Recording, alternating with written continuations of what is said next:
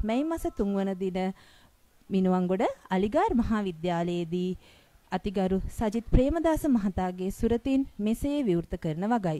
මේ අවස්ථාවේදී අතිගරු විපක්ෂ නායකතුමා පාසල් පරිශ්‍රයට සම්ප්‍රාප්ත වීම සිද්ධ වෙනවා. මේ අවස්ථාවේදී පාසල් තූර්යවාදක කණ්ඩායම විසින් එතුමාව 1938 ஆண்டு மே மாதம் 2ஆம் தேதி ஆரம்பிக்கப்பட்ட எமது கல்லெளிய அலிகார் மகா வித்தியாலயம் மீரிகம பிரதேசத்தில் தமிழ் மொழி மூலமான ஒரு பிரதான பாடசாலையாக விளங்குகின்றது.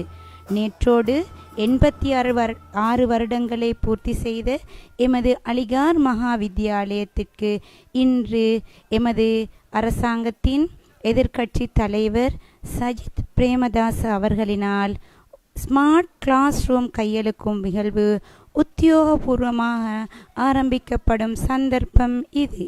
இந்த சந்தர்ப்பத்தில் எமது அதிபர் குலாம் ஊர் பிரமுகர்கள் அனைவரும் சேர்ந்து அவர்களை வரவேற்று பாடசாலைக்கு அழைத்து வருகின்ற தருணமாக காணப்படுகின்றது.